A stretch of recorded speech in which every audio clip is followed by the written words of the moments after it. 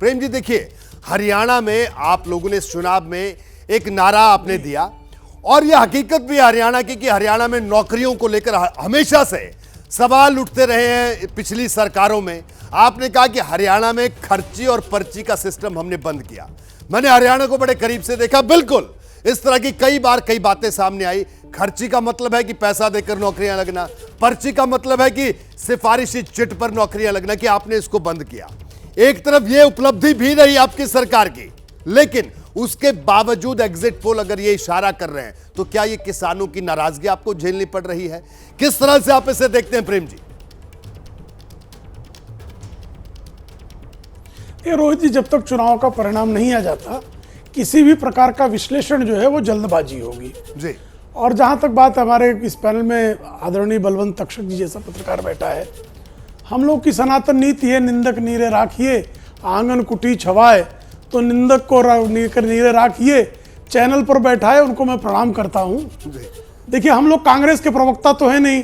अब तक अगर कांग्रेस के प्रवक्ता कांग्रेस के विरोध में इस तरह का एग्जिट पोल होता तो चैनल को कह देते कि खरीद लिया है भाजपा ने, पत्रकारों के लिए भी अपशब्द अभद्रों का प्रयोग करते।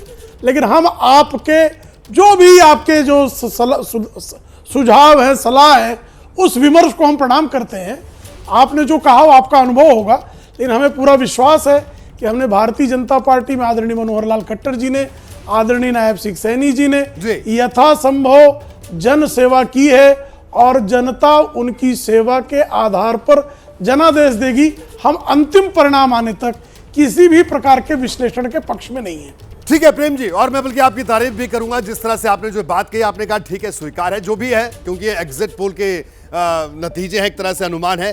देबांग के पास आऊंगा। देबांग, क्या कहेंगे आप? ये जो एक तरफा बढ़त मिलती हुई दिख रही है, कोई भी एजेंसी, कोई भी सर्वे भारतीय जनता पार्टी को उस तरह की बढ़त बनाते हुई नहीं दिखाई दे रही साफ तौर पर। देखिए, एक बात साफ है रोहित कि अगर आप बात करें किसानों की, अगर आप बात करें अग्निवीरों की, बेरोजगारों की, अगर आप बात करें पहलवानों की, जिससे महिलाओं का मुद्दा जुड़ा हुआ है, जाटों की, दलितों की, तो वो नाराज हैं, ये साफ दिखाई देता है।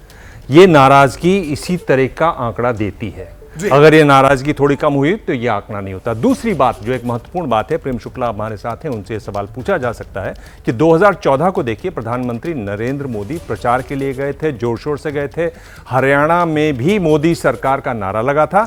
10 रैलियां की थी प्रधानमंत्री नरेंद्र मोदी ने 2014 में। इस बार प्रधानमंत्री केवल 4 बार गए। पिछली बार तो एक ही दिन में चार जगह पर उन्होंने रैली की थी। इस बार केवल 4 बार गए। नारा क्या लगा? भरोसा दिल से बीजेपी फिर से। मोदी जी का नाम वहां गायब रहा। बड़े पोस्टरों में जहां हमने देखा कि मुख्यमंत्रियों के चेहरा नहीं दिखाई देता था, यहां मोदी जी हाशिए पर दिखाई दिए। जहां तक पोस्टरों की बात है, मैं ये सवाल पूछ रहा हूं कि क्या बीजेपी को एहसास था कि ये हार होने वाली है, इसलिए मोदी जी का चेहरा ज़्यादा न इस्तेमाल किया जाए, या कहीं ऐसा है कि बीजेपी में कोई अंदरूनी बड़े परिवर्तन हो रहे हैं, उसका एक संकेत है?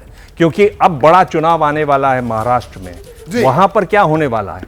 आप विकसित भारत की बात करने वाली पार्टी हैं, आपके पास जितने तेजी से इन्वेस्टमेंट आ रहे हैं वो सारे सेंटर्स फिसल रहे हैं। आपके पास हैदराबाद नहीं है, चेन्नई नहीं है, बेंगलोर नहीं है, मुंबई है ले दे के। अब हरियाणा का गुड़गांव भी आपके हाथ से फिसलता हुआ दिखाई दे रहा है। नोएडा जरूर आपके पास है।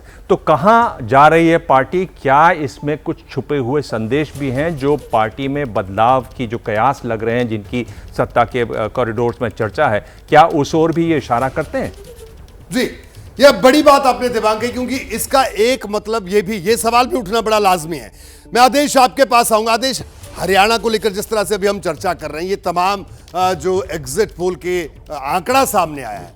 आदेश, एक तरफ किसान, अग्निवीर, देबांग ने भी जिनका जिक्र किया या बलवंत जी बता रहे थे, लेकिन भारतीय जनता पार्टी का जो हरियाणा में कैडर था, देखिए 14 और 19 की बात करें, 10 साल हरियाणा की सत्ता में अगर कोई पार्टी काबिज रहती है तो जाहिर सी बात है कि संगठन भी होगा, लेकिन क्या वो कार्यकर्ता उस तरह से जुटा आपको दिखा इलेक्शन में? क्योंकि अमूमन हरियाणा में कहा जाता है ना, किसी की सरकार आती है, किसी को किसी सरकार से कोई काम हो या ना हो, आदमी इतना जरूर कहता है कि भाई स्वाद आ रहा है, कि कार्यकर्ताओं को स्वाद नहीं आया। और यही वजह दिखी कि वो उस तरह से इस चुनाव में नहीं दिखे जैसे भारतीय जनता पार्टी का कार्यकर्ता चुनाव में लड़ता है, भिड़ता है।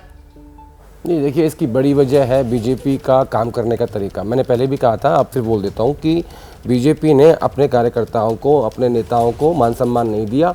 जो दूसरी पार्टी से बाहर के लोग आए उनको आपने महत्वपूर्ण पदों पर बिठाया। इसका उदाहरण है कि आपने लोकसभा चुनाव में 10 में से 6 उम्मीदवार कांग्रेस पार्टी से लाए हुए लोगों को टिकट दी। इसका उदाहरण है कि आपने हाल ही में राज्यसभा सीट दी जो किरण चौधरी कांग्रेस पार्टी से आई थी। तो जो आपके जो बीजेपी के कार्यकर्ता थे, जो सालों से पार्टी के लिए काम कर रहे थे, और हरियाणा में बीजेपी कोई इतनी स्ट्रॉन्ग पार्टी नहीं थी 2014 से पहले, वो हमेशा ही एक छोटी पार्टी रही है। मुझे याद है कि ओम प्रकाश चौटाला के साथ जब सरकार थी तो बहुत छोटी हिस्सेदारी बीजेपी की थी।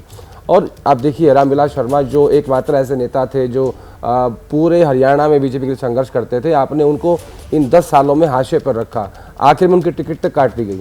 तो बीजेपी ने अपने घर के लोगों का सम्मान नहीं किया, अपने कार्यकर्ता का सम्मान नहीं किया, बाहर के लोगों को बुला के सारे महत्वपूर्ण पद दिए। ये मुझे सबसे बड़ी वजह लगती है।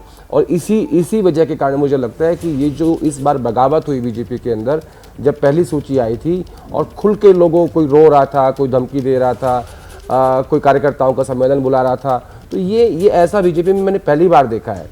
इसका एक कारण मैं ये भी कहूँगा कि क्योंकि बीजेपी सेंट्रल लीडरशिप थोड़ी कमज़ोर हुई है, इसलिए भी ऐसे बगावत देखने को मिली है। लेकिन बीजेपी को अपने कार्यकर्ता का, अपने नेता का सम्मान करना चाहिए था अगर उसे वापस तीसरी बार सरकार हरियाणा में बनानी थी तो। जैसे ही घड़ी का काटा दोपहर 2:30 पे आए, बबीता जी का दिल सास बहू साजिश के लिए मचल जाए।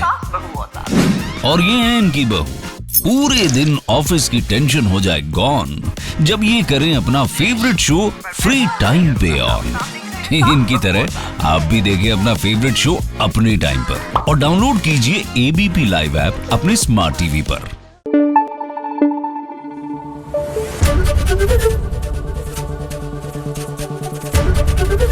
एबीपी न्यूज आपको रखे आगे।